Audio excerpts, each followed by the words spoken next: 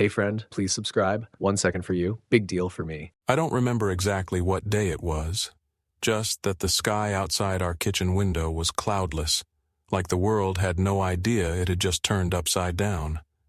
I was standing by the coffee maker when Claudia walked in with a thick manila envelope in one hand and a strange look on her face. "This came certified from the lawyer's office," she said, dropping it on the counter. "Go on, open it. My name is Marcus Bell. I'm 42 years old, a logistics coordinator out of Topeka, Kansas. I just buried both my parents, one after the other, 6 weeks apart. I wasn't expecting a gift from the grave, but I wasn't expecting a slap in the face either." Inside the envelope was the final will and testament of James and Lillian Bell. They had split their assets between their 2 sons, or at least that's what the lawyer said over the phone. Except it wasn't split. Not really. Lucas, my younger brother by 6 years and our parents' golden child, got the house. The nice one in Deer Creek. Full 2 stories, new roof, remodeled kitchen, fenced-in yard, the whole suburban dream. Me? I got a fishing cabin, somewhere in the Louisiana bayou. "A what?" I asked, reading the page again. I didn't even know they owned property outside Kansas. Claudia was already fuming. "A shack in the swamp? Are you kidding me, Marcus? I don't know what this is, I don't—" "No," she snapped. "Don't say I don't know. You always say that. You always act like things just happen to you." I blinked. "Well, I didn't exactly pick this." She stepped back, arms folded. "Maybe if you ever spoke up in your life. Maybe if you ever told them what you actually wanted." There it was, the anger that had been simmering between us for years, bubbling over. I wanted to tell her I hadn't known how to ask for more, that I didn't expect more, that Lucas had always filled the room first. Instead, I said nothing. She stared at me, eyes sharp.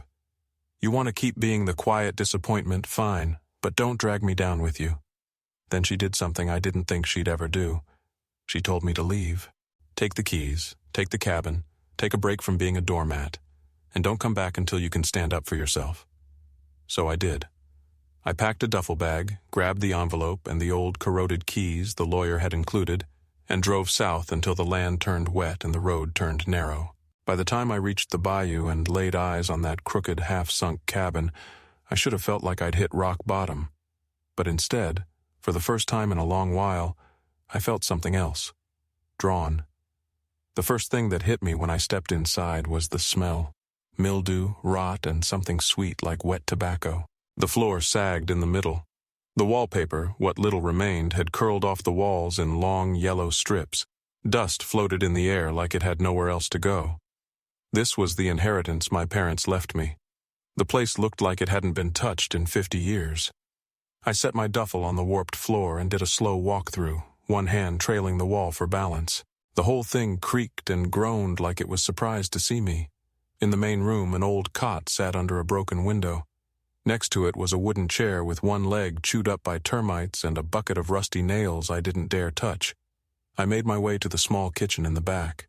There was a sink, bone-dry, crusted with something orange, and a tin cabinet hanging crooked over a counter covered in mouse droppings. "Jesus," I muttered. But it wasn't just decay. There were signs of life here once. A hand-carved spoon, a tin cup still upright on the counter like someone had finished drinking and set it down carefully. In the back corner, under a dusty blanket, I found a stack of fishing nets, brittle with time but carefully folded. Someone had loved this place, or at least respected it. The living room floor had a strange discoloration, almost like a stain. I squatted down and ran my hand across the wood. It felt hollow in one spot. I knocked gently. Hollow. I stood and moved the cot aside. Beneath it, nailed down tight, was a thick square of wood. I grabbed a pry bar from my duffel and went to work. It took 20 minutes and a lot of cursing, but eventually I pulled the panel free. Beneath it was a hatch. A thick bolt held it shut. I hesitated, then twisted it open. The smell that came up was stronger. Damp, old, but not foul. I lowered myself down into the dark. My boots hit concrete. I flicked on the flashlight from my phone. It wasn't a basement. It was a room. A single sealed-off chamber with shelves lining the walls, every one of them filled with strange, beautiful things. Bundles of dried herbs tied with red twine. Mason jars filled with preserved roots and feathers. A small statue made of clay and bone. Voodoo charms, I realized. Protective symbols, some I recognized, most I didn't. The air felt heavy, charged. In the far corner sat an old trunk, dark wood with tarnished brass handles. On the top were 3 carved letters, A.M.B. Antoine M. Bell, my grandfather. I dropped to my knees and opened the trunk. Inside were notebooks. Dozens of them, pages brittle but legible. They were written in a mix of English and French Creole. The first one had a name scrawled inside, Antoine Bell, 1943. The handwriting was sharp, purposeful. I started reading. What I found wasn't just stories.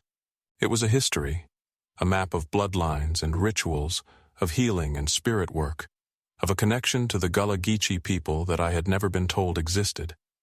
He wrote about his grandmother, a root worker born on Sapelo Island, about fleeing north, hiding his culture, marrying into silence, and about my father, about how he chose to break that chain.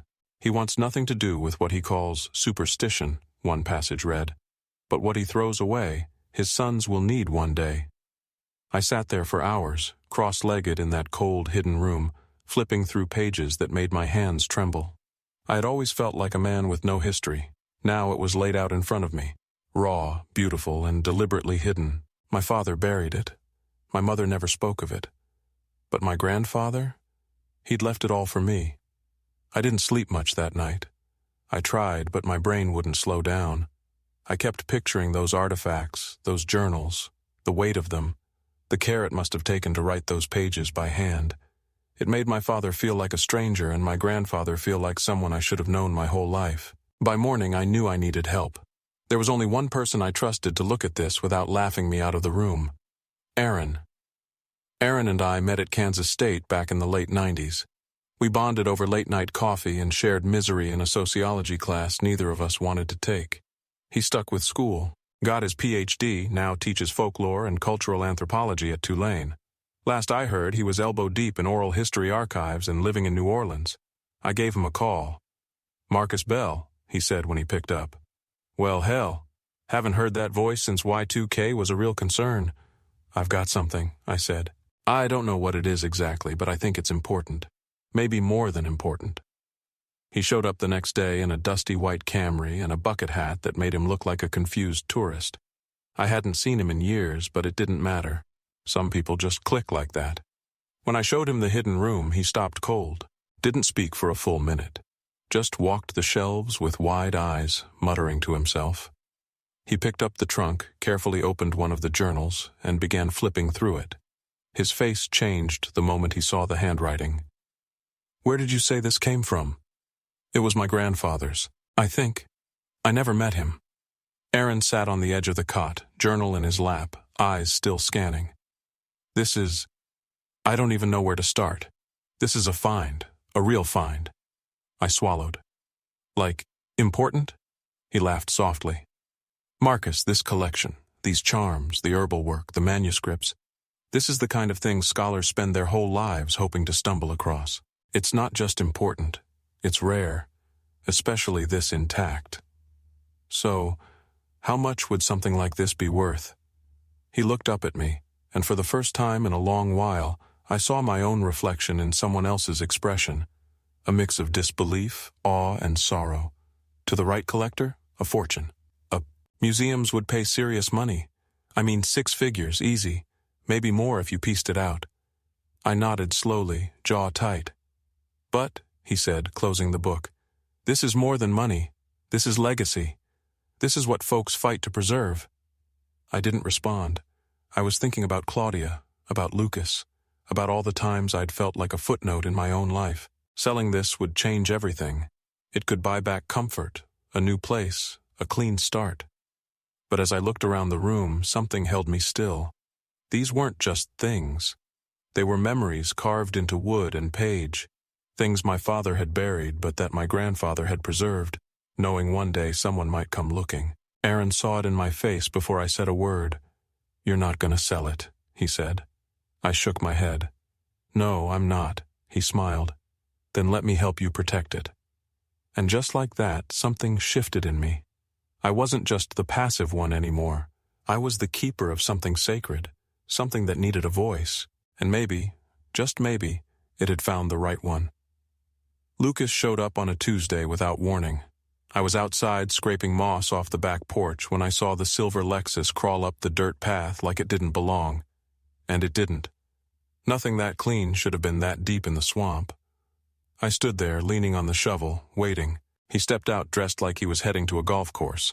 Slacks, a button-down rolled to the elbows, sunglasses still on. His grin was already halfway there before he said a word.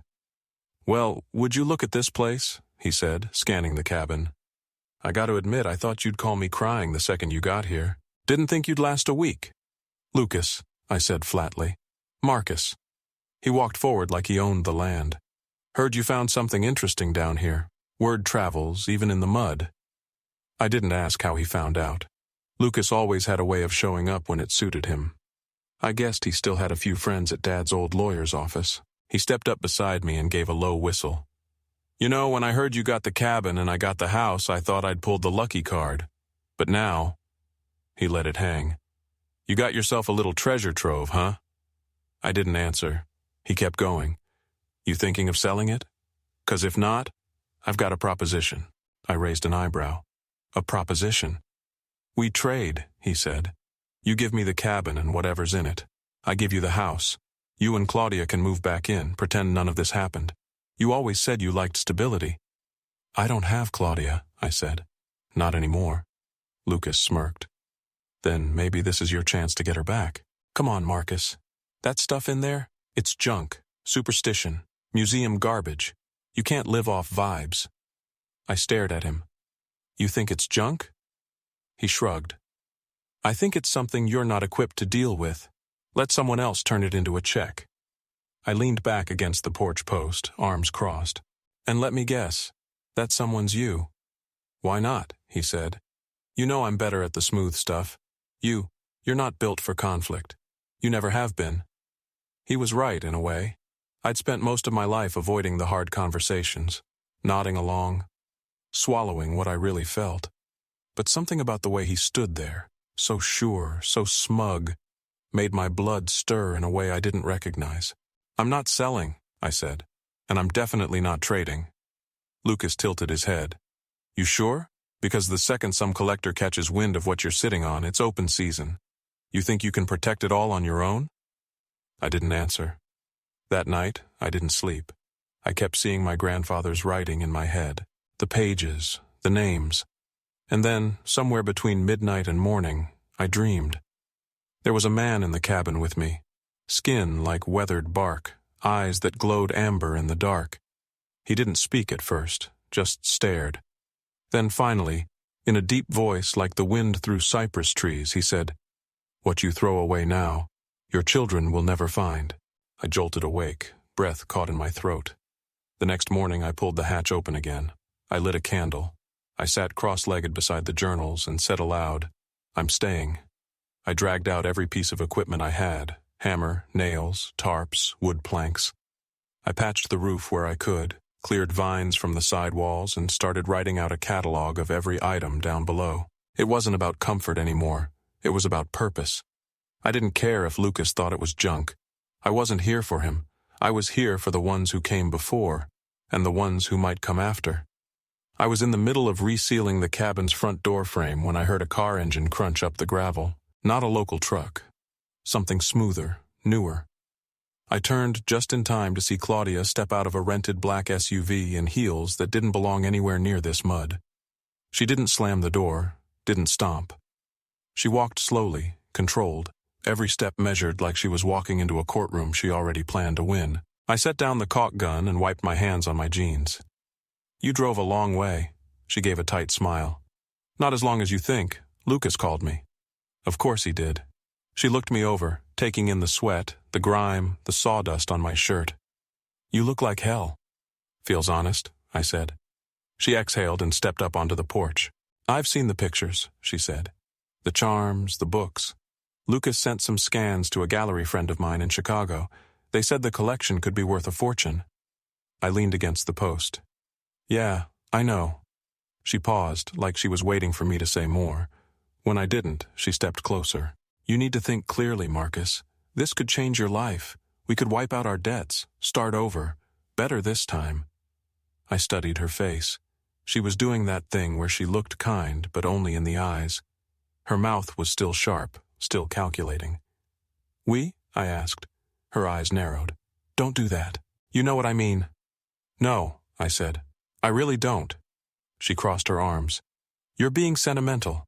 You think you've found some buried treasure of your ancestors, and now what? You're a gatekeeper? A shaman? This is bigger than you think. This is fantasy," she snapped. "You're clinging to fairy tales because you never stood up to your father when he ignored you, and now you're playing protector of the past like it'll fix everything." I swallowed hard. That one landed, but I didn't let it show. "This isn't about Dad," I said. "Yes, it is," she hissed. "You spent your whole life in his shadow. Now you think standing in this mildew-soaked shack and clinging to old bones will finally make you a man." I didn't yell. I didn't step forward. I just looked at her.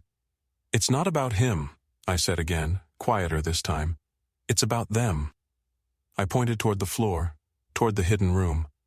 "And it's about me," I added, "finally choosing something I believe in." Her face twisted. "So you'd choose this? Dust and roots and swamp water over your marriage?" I didn't hesitate. "Yes." That stopped her cold. She opened her mouth to say something, maybe yell, maybe cry, but nothing came out. Just silence. Then she looked away, eyes blinking fast, jaw clenched like she'd just bitten into something rotten. She turned. "Don't call me." I wasn't planning to. She climbed back into the SUV without another word. No door slam, no final speech. I stood there long after she was gone. The silence of the swamp wrapped around me, thick but calm. I should have felt hollow, but I didn't. I felt clear. I'd spent years trying to hold on to things that didn't hold me back. A marriage that only loved my stillness, a family that erased their own past. But now I stood in the middle of something real, and I wasn't leaving. The following week, I met Miss Hester Bellamy. Aaron had called her after I turned down Claudia's offer. "You need someone who knows the soul of this place," he told me.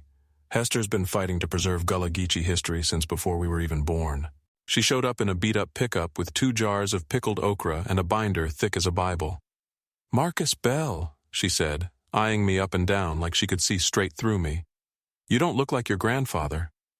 I opened the screen door. "You knew Antoine?" She nodded once, stepping inside. "Knew of him.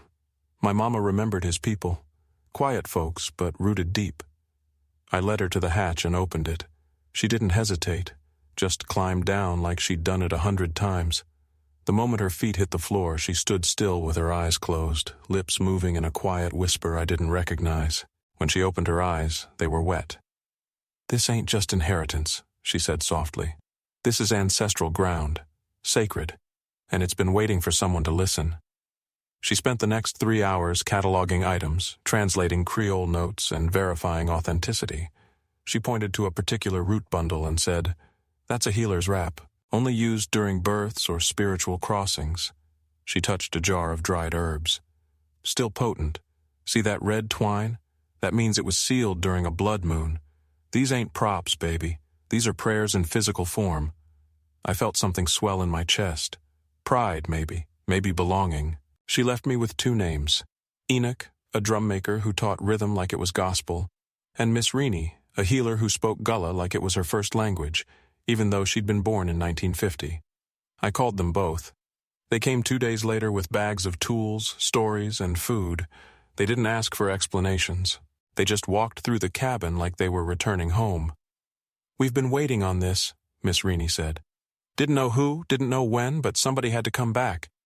Enoch tapped the wooden beams, listening. "She's still got strength, needs love, but she's not dead." We got to work.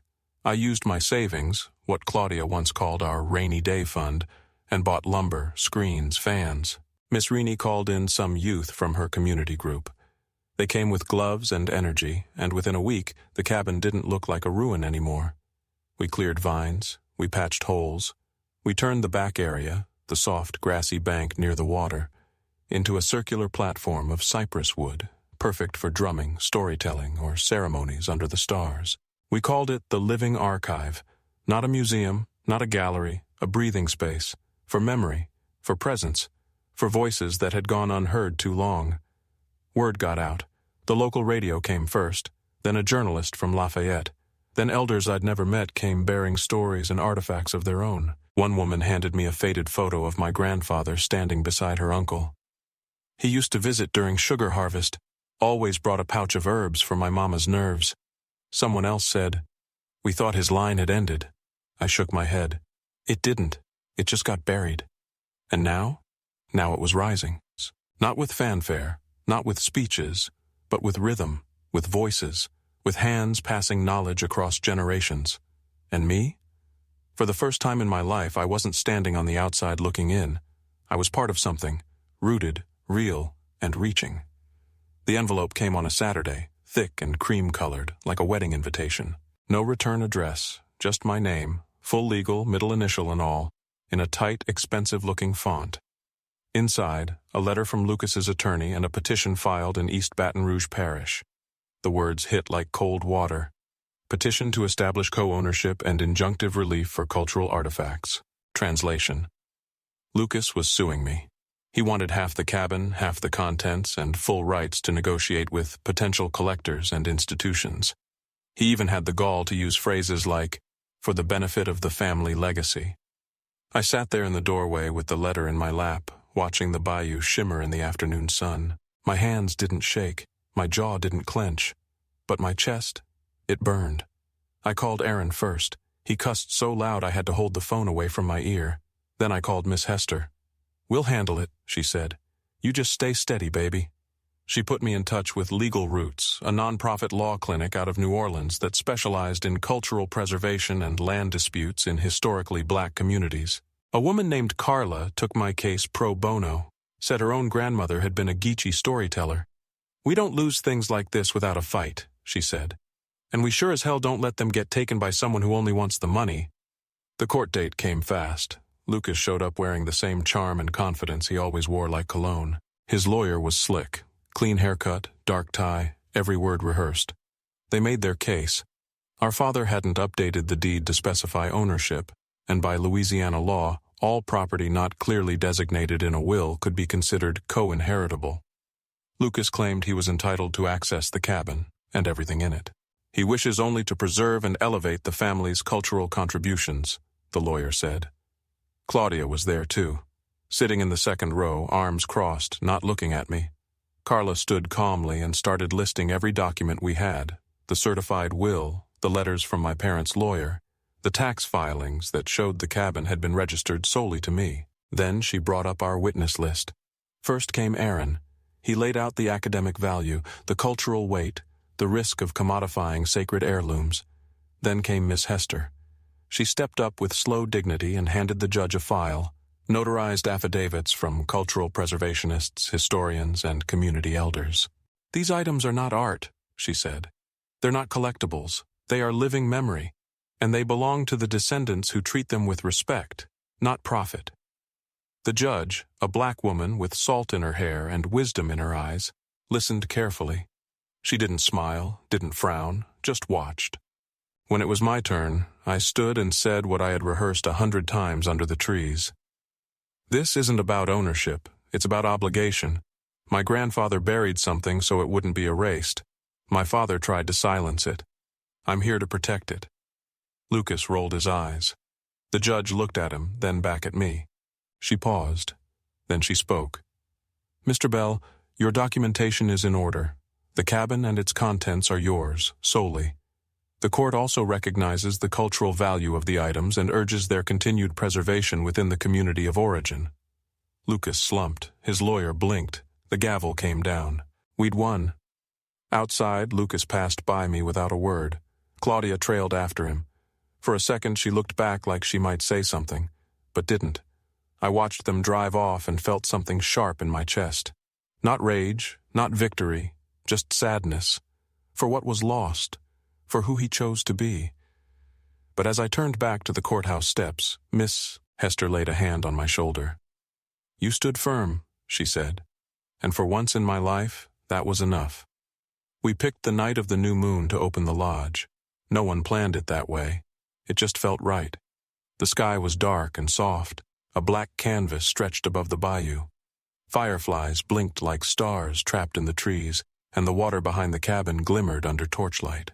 People came early, families from nearby parishes, elders who remembered stories their grandmothers had told them, children who didn't know what they were walking into, only that something important was happening. Enoch had set up a ring of drums by the amphitheater we built by the water. The circle glowed under hanging lanterns. Rini had laid out baskets of sweetgrass, herbs, and handwritten blessings tied with twine. Aaron walked around quietly, soaking in every word, every laugh, like it was field work, but personal now. I wore a white linen shirt someone had given me. One of the elders said it was clean cloth for clean spirits. I didn't argue. When the time came, I stood at the edge of the platform and looked out at the people, maybe 40, maybe 50 in all, some standing, some sitting on blankets or logs, all watching me. My heart pounded, but I wasn't nervous. I was still grounded. "Thank you all for being here tonight," I said, voice steady. "For some of you, this land is familiar. For others, it's the first time. Either way, welcome home." I paused, let that sink in. My name is Marcus Bell, and I used to think I didn't come from anything special. I used to think I was just the quiet one, the one who never spoke up. But turns out silence has memory. And this place? It remembered me, even when I didn't know to remember it. A few people nodded. My grandfather left behind a legacy hidden under floorboards, not because he wanted to forget, but because he was protecting it. And now it's our turn to protect it. Not just the artifacts, not just the stories, but the rhythm, the medicine, the language, the breath of it all. I gestured behind me toward the cabin, now transformed. This lodge isn't a museum. It's a living place. A space for gathering, for teaching, for remembering. This is not about nostalgia. It's about continuation. And then I paused, because a little boy, maybe 7 or 8, walked up to the edge of the platform. He held out something in his hand, a charm made of braided grass and string, knotted into a loop. "This is for your strength," he said. My throat tightened. I crouched to his level. "What's your name?" "Tyrell," he whispered. I smiled. "Thank you, Tyrell. I'll keep it close." The crowd clapped softly, reverently. Then Enoch struck the first drum beat. Others joined in. Rini began to hum, low and deep like a river under gravel. And just like that, the lodge breathed. Children danced in the dirt. Elders swayed in time with old rhythms that hadn't been heard in decades. Laughter spilled from the porch. Someone passed around spicy stew and hush puppies wrapped in wax paper. And me? I stood under the trees, fireflies blinking all around, the charm warm in my palm. I wasn't a warrior, but I had learned how to stand, and for the first time in my life that was more than enough. The mornings here start slow. The mist hangs low on the bayou water, and the cypress trees drip with dew like they're waking up too. Most days I sit out on the porch with a mug of chicory coffee and watch the herons pick their way through the shallows. I never used to notice birds before. Now I notice everything. The lodge has found its rhythm. On Saturdays we hold workshops, language, drum making, root work for beginners. Kids come from all over, dragging their cousins and friends. We keep it light, but there's weight in it too. Every phrase spoken in Gullah is a thread back to something we almost lost. I'm not a teacher, not really, but I show up. I read from Antoine's journals. I stumble through pronunciations and laugh when the kids correct me. We're all learning. Last week, Miss Hester gave me a charm necklace, 3 stones wrapped in copper wire tied on leather. She pressed it into my palm and said, "Every path forward honors the ones before it." I keep it around my neck, tucked under my shirt. Some days are harder than others. I still get waves of doubt, like I'm playing a part I haven't earned. Like I've stepped into a story mid-chapter and everyone's just waiting for me to screw it up. But then, someone will bring in an heirloom, a carved spoon, a family Bible, a photograph, and they'll say, "We didn't know where this belonged until now." That's when I remember. I'm not here because I knew what I was doing. I'm here because I didn't walk away. A few weeks ago, a high-end gallery from Atlanta reached out, offered a staggering sum for part of the collection, said it would be carefully curated and tastefully displayed. I didn't even hesitate. I sent back a single sentence. The legacy stays where it was born. They never replied. That night I walked out to the dock behind the lodge. The stars were bright and low, like you could touch them. The water was still. I stood there for a long while, just breathing.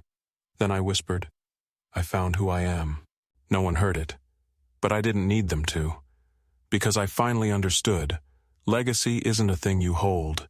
It's a thing you carry and share. And this was just the beginning. YouTube picked this for you. Tap it. Let's see if they guessed right.